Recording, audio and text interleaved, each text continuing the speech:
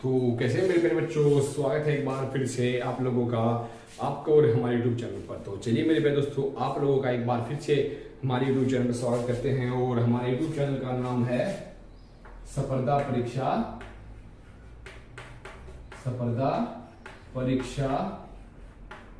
Marathi. Channel पर स्पर्धा परीक्षा मराठी से एक बार शादी है। देखिए आज का हमारा वीडियो का टॉपिक अलग होने वाला है, क्योंकि आज हम बात करेंगे, आज का टॉपिक होने है कि राज्य के नीति निर्देशक तत्व, यानी कि राज्य के भारत में राज्य के नीति निर्देशक तत्व कौन कौन से हैं। हिंदी में तो इसे कहते हैं नीति निर्देशक तत्व, इंग्लिश में कहते हैं इसे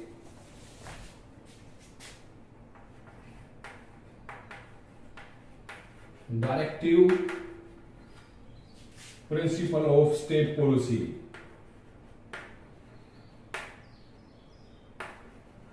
प्रिंसिपल ऑफ स्टेट पॉलिसी,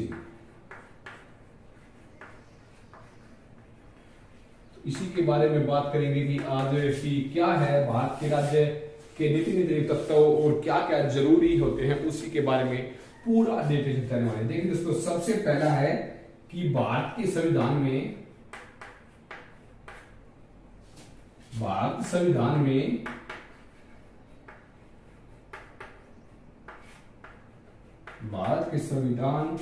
के भाग 4 अनुच्छेद 36 से 51 तक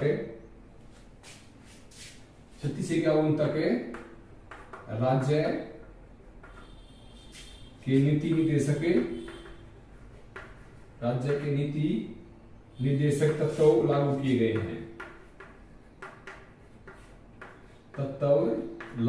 गए हैं। ठीक है, तो कौन कौन से अनुच्छेद भाग 4 में अनुच्छेद 36 से लेकर 51 तक राज्य के नीति निर्देशक लागू किए गए हैं। क्या है इसमें ये है, इसमें न्यायालय द्वारा लागू नहीं कराया जा सकता। इसके मुख्य कारण क्या है कि किसी भी न्यायालय द्वारा लागू नहीं करवाया जा सकता।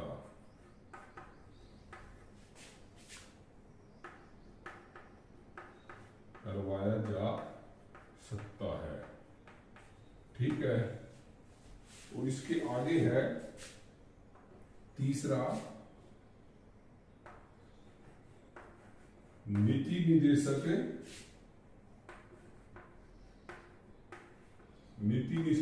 तत्व वस्तुतः राज्य के कर्तव्य हैं।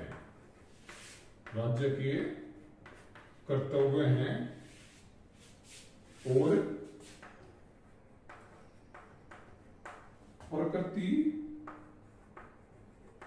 प्रकृति से राज्य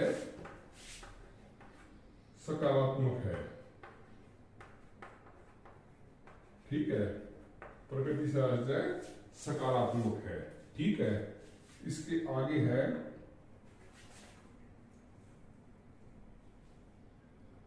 कि राज्य लोक कल्याण की सुरक्षा,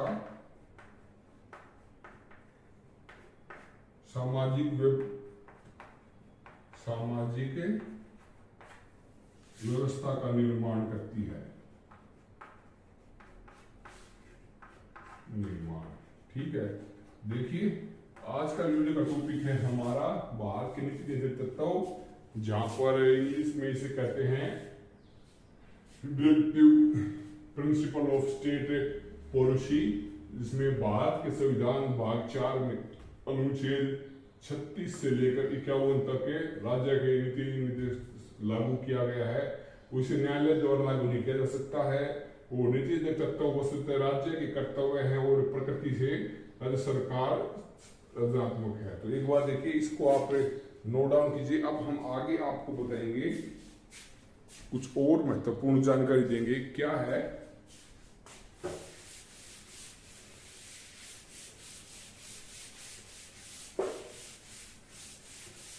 वो महत्वपूर्ण जानकारी है कि जो नीति नेतृत्व कौन से हैं, कि जो नीति निर्देशक तत्व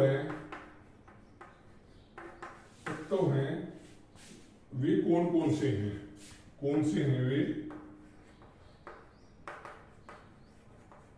नीति नेतृत्व से अभिप्राय है कि क्या क्या ऐसे चीजें हैं जो राज्य में लागू होनी ही चाहिए, उस बारे में बात करेंगे। सबसे पहला है कि किसी राज्य में सभी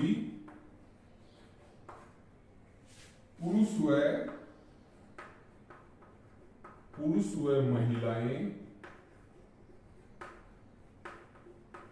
व महिलाएं जीविका के लिए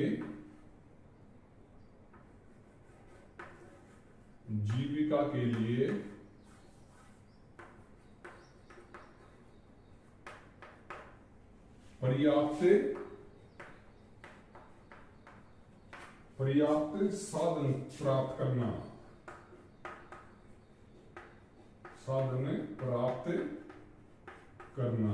ठीक है। पहला तो ये जरूरी है कि राज्य को, ये हर एक राज्य को सुनिश्चित करना चाहिए कि उसके रह रहे पुरुष व महिलाएं जीविका के लिए पर्याप्त साधन उसमें मौजूद है या नहीं है। दूसरा, और ये कहां पर लिखा गया है, ये है अनुच्छेद 39 में लिखा गया है इसके बारे में। ठीक है। आगे है कि समान न्याय व निःशुल्क विधिक सहायता।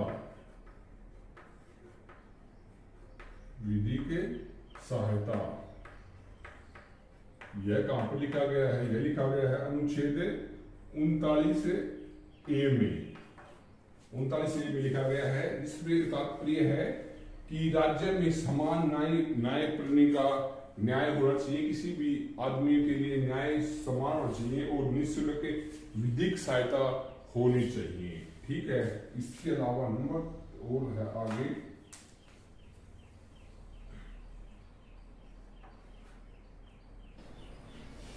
कि राज्य ग्राम पंचायतों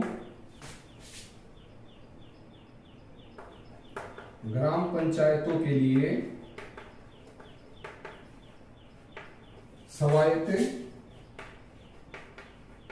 स्वायत्त शासन लागू करे। ठीक है। जो भी राज्य में जो भी पंचायत होती है उनके लिए स्वायत्त यानी कि एक ही प्रकार का लागू करे। नंबर 4 है कि काम पाने के लिए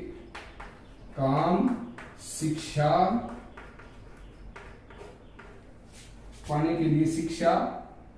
बुढ़ापा बीमारी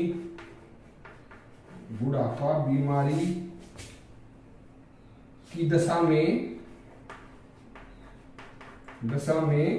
लोक सहायता मिले। यानी कि उन्हें काम, शिक्षा, बुढ़ापा या बीमारी किसी भी अवस्था में जो लोक सहायता मिले। और ये अनुच्छेद किसमें लिखा गया है? यह अनुच्छेद 41 में लिखा गया है कि ये मदद राज्य के हर एक नागरिक को मिलनी चाहिए। ठीक है। अब देखिए आगे बढ़ते हैं।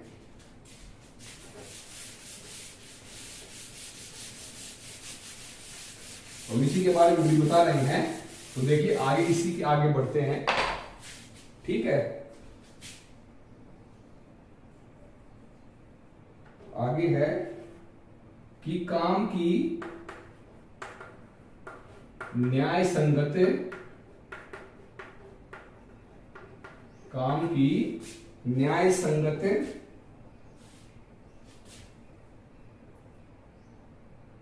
मनोचित दशाओं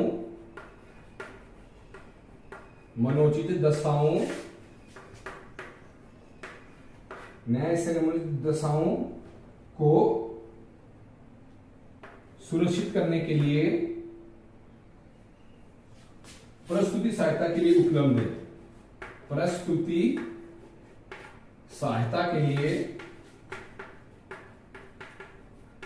लिए उपबंध होना चाहिए। ठीक है, और ये कहां लिखा गया है? यह लिखा गया है अनुच्छेद 42 में लिखा गया है। ये 42 है, अनुच्छेद 42। ठीक है, इसके आगे कि राज्य कर्मचारी मजदूर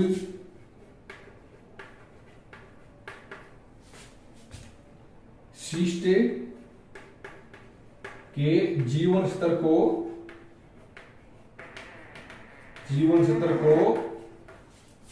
बढ़ाने का प्रयास है। और यह लिखा गया है अनुच्छेद 42 में लिखा गया है कि किसी भी राज्य को उसी के राज्य के कर्मचारी मजदूर शिष्ट आदमी के जीवन स्तर को बढ़ाने के लिए प्रयास करना चाहिए। ये राज्य के नीति निर्देश ले रहे हैं। और काम की जो न्याय संगत मनोचित दशाओं को प्रस्तुति सहायता के लिए उपबंध करना, जो अनुच्छेद 42 में लिखा गया है। ठीक है, इसके आगे है नंबर 4, नंबर 5 है, कई हो गए तो, कि उद्योगों के प्रबंध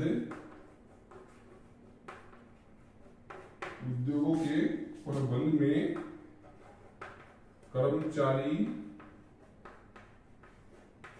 का भाग लेना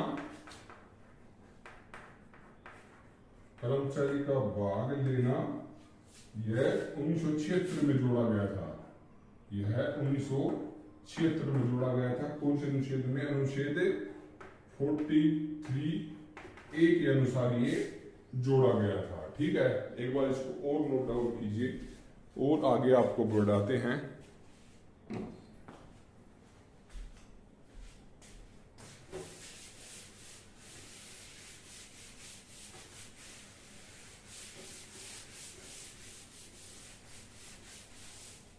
ठीक है, आगे है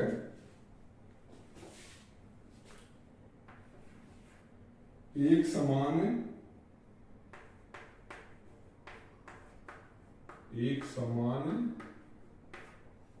सिविल संहिता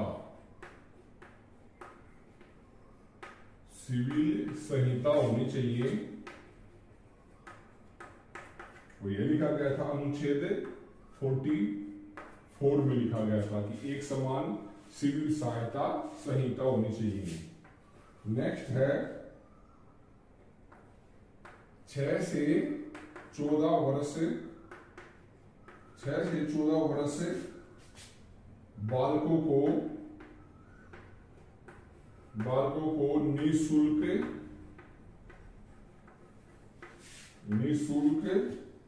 व अनिवार्य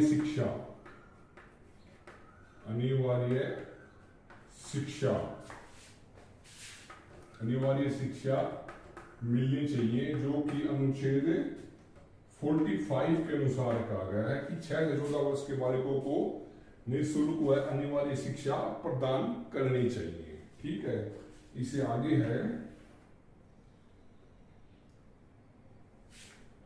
कि कृषि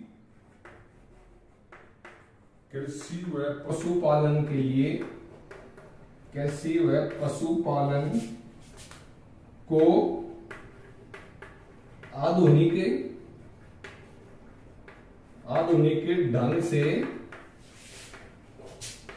ढंग से बढ़ाना व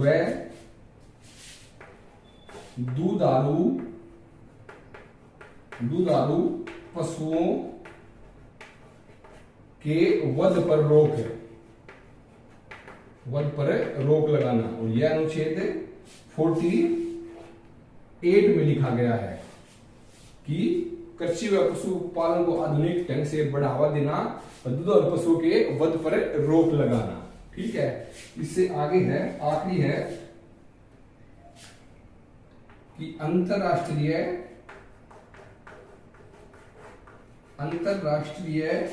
शांति सुरक्षा की अभिवृद्धि करना। और यह अनुच्छेद 51 जो कि आखिरी है उसमें लिखा गया है। इसके अलावा कुछ और हैं जो कि बड़े ही नॉर्मल से हैं कि समान व्यवहार लागू करना, कानून प्रणाली एक होना, ये कुछ है। और जो हमने बताए हैं ये आपको जो मेन है वो बताए हैं। तो आज इस वीडियो में हमने आपको जो किसी भी राज्य के नीति निर्देशक तत्व है उसके बारे में बताया है, जो पूरा डिटेल से आपको समझ देते हैं। आशा करते हैं कि आपको वीडियो पसंद आए तो वीडियो को लाइक करिएगा, चैनल को सब्सक्राइब करिएगा। मिलते हैं नेक्स्ट वीडियो में।